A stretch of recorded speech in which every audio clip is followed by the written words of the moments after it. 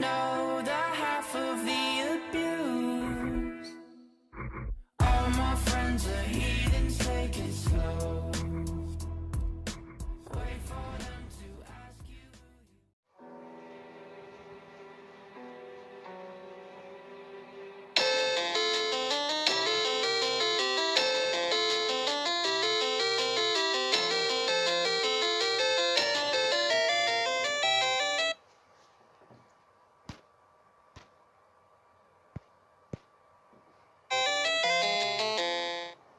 Previously on The Walking Dead.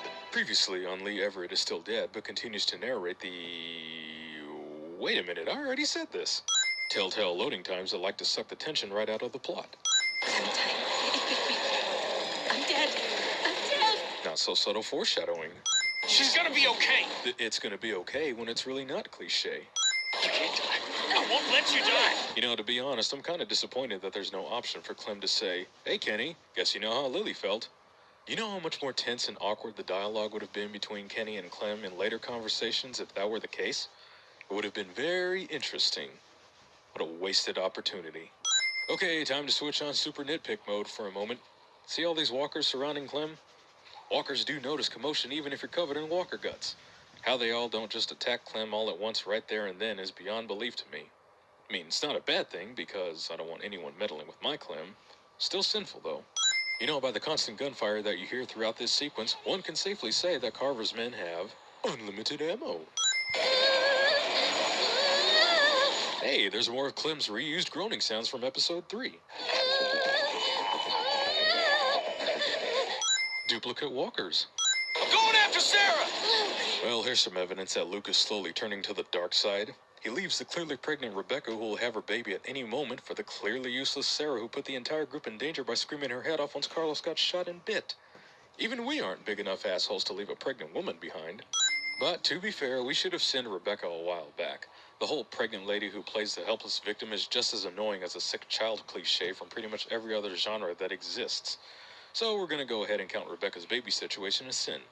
Hell, she's basically Lori at this point. Damn it. Bad girl change of heart cliche. Really? A hatchet to the back of the head and the walker doesn't just drop and die right there and then? Objectives that point out the obvious.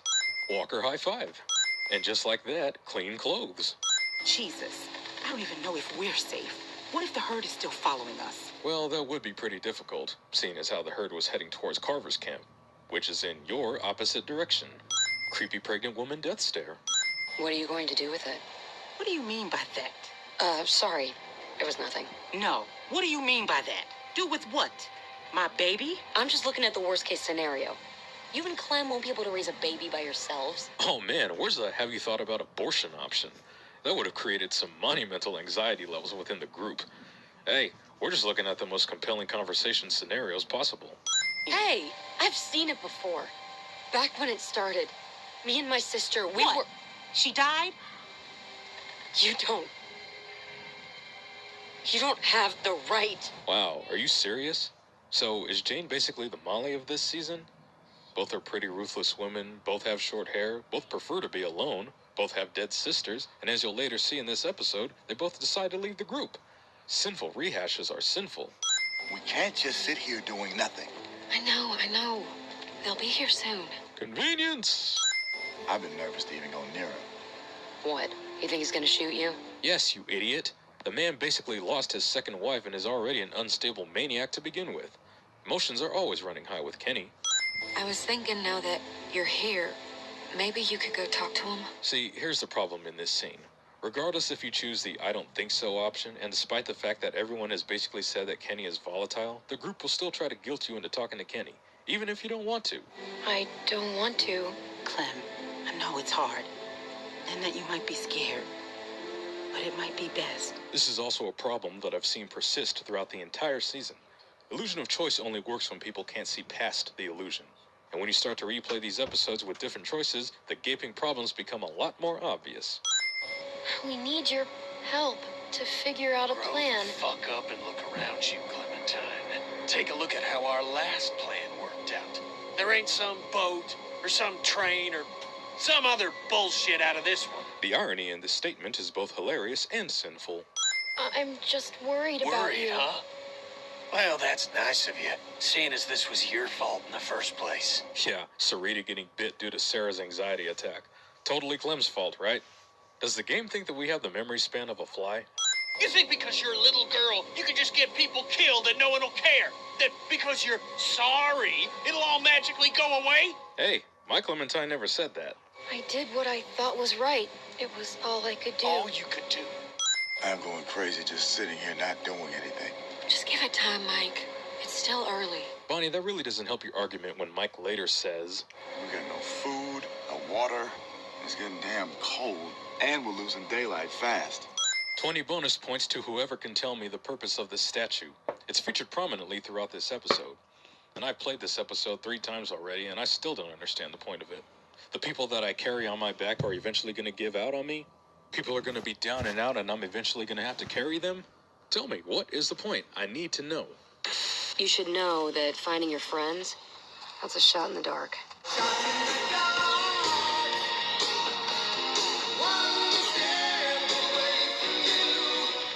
Looping scenery.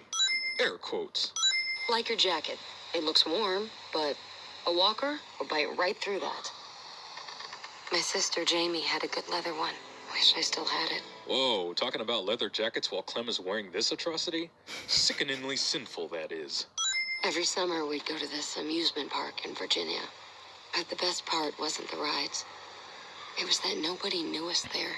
And I'd pretend we weren't sisters. Just friends. Contitulation. I know, you're probably thinking, wait, that's not a word. It is now. But these walkers got some good stuff.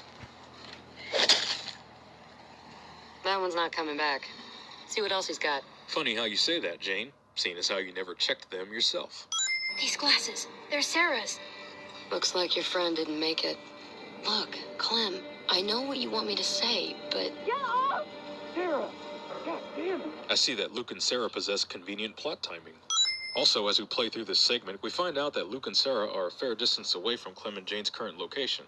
How did they manage to hear all that commotion? Because the game demands it. If you manage to save Nick, he appears as a walker in one of the lamest deaths in recent video game memory. Hey, I told you he was going to be useless in later episodes. Now watch this. Got a nice little addition to your arsenal. Very impressive survival technique, Jane. Except Clem already learned and added that technique to her repertoire in episode 2. Repeated lessons in the same season are sinful.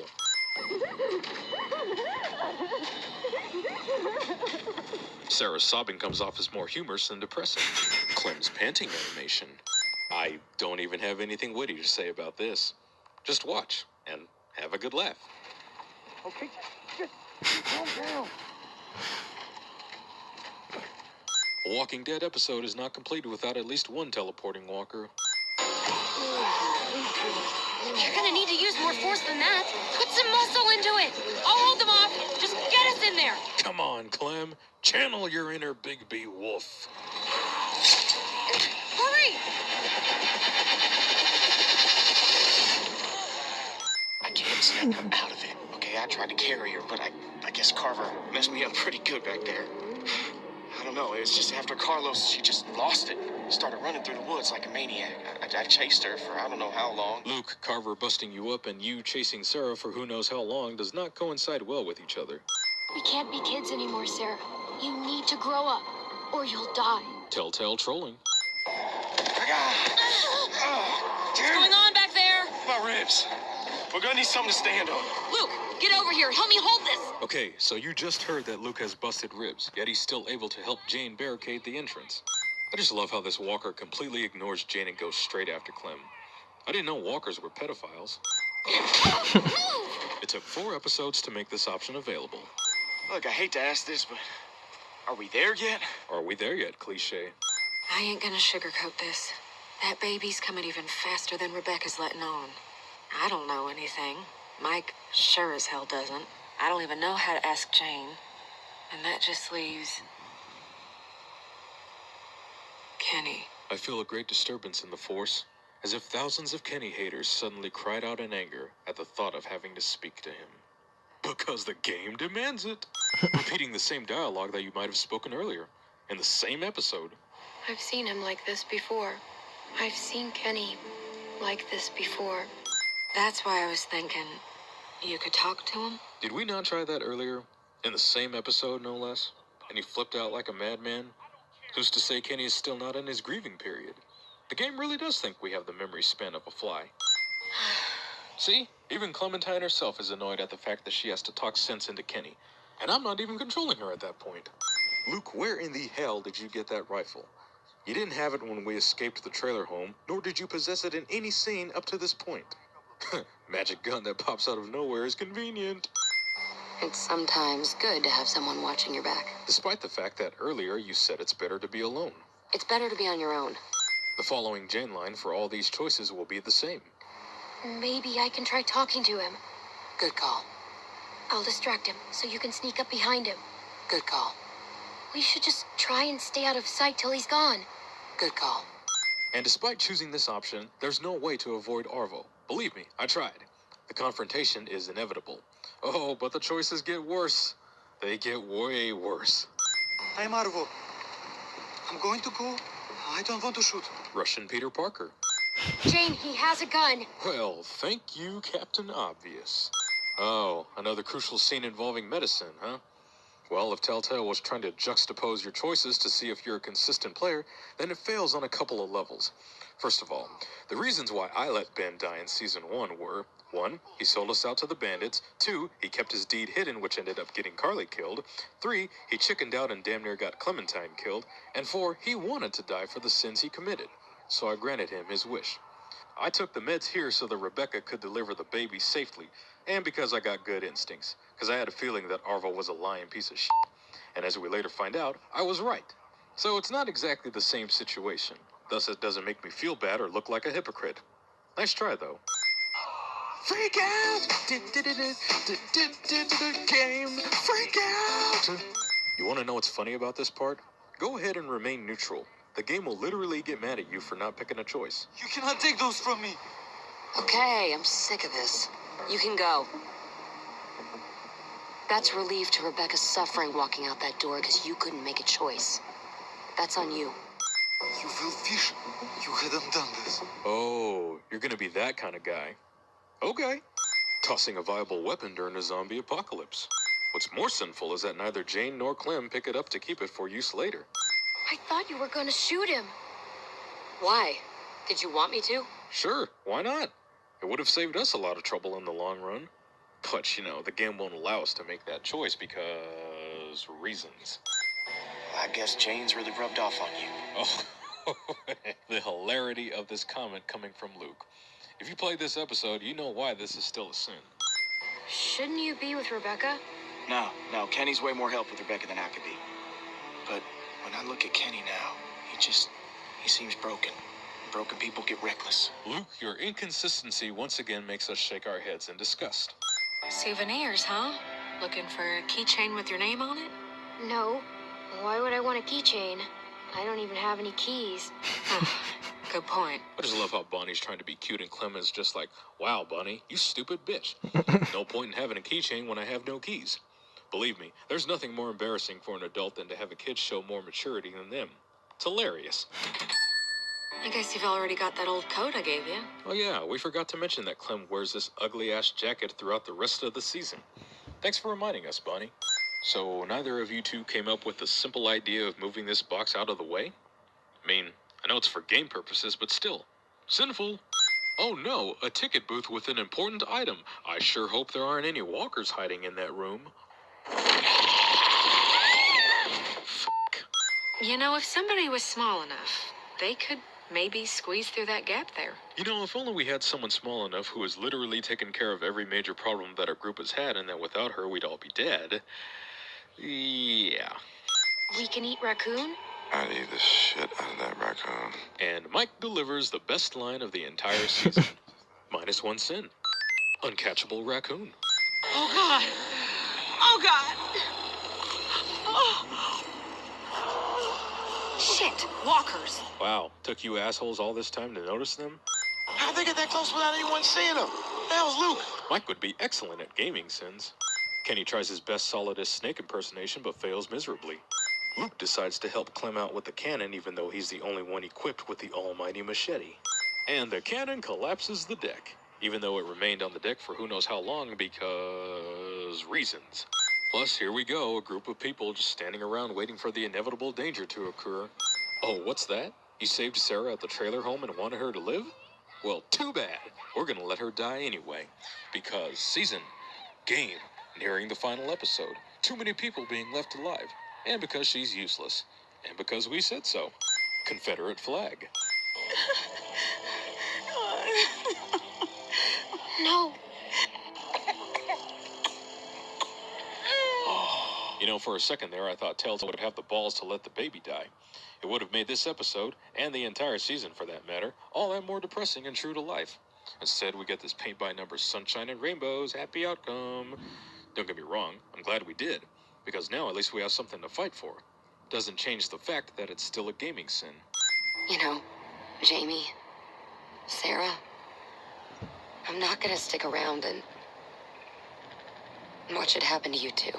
Bitch, do you know who you're talking to? Motherfucking Clementine. That's who. And she don't need luck to survive. Jane left. For good. What? When? Just now. Are you serious? She didn't say anything about leaving to me? What the fuck? Damn it! Why you mad, Luke? Huh? You salty that she left you high and dry?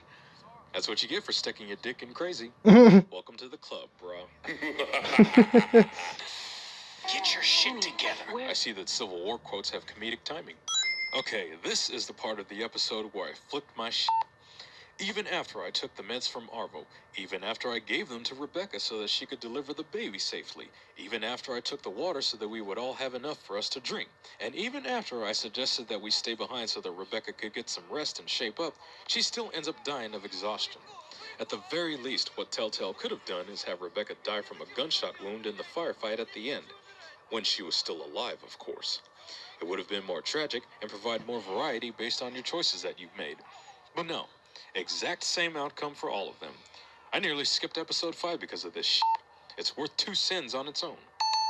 Plus, you can clearly see that they're freezing their asses off. And they're fully clothed. Only a blanket covers the baby. How does he manage to survive these extreme conditions if they used up all the baby formula? Sorry guys, but that child should be dead. What's going on here, friend? You got people with you? Where are they? You're not out here on your own, are you? Obvious ambush is obvious. Even the characters in the game saw it coming. I told them you are the ones who robbed me. Arvo calls you out for robbing him, even if you didn't steal his meds. It wasn't me who took your stuff. It was Jane. It wasn't any of us. And they want you and your friends to put down the guns so we can take your things. Russians that turn out to be bad guys, cliche. No!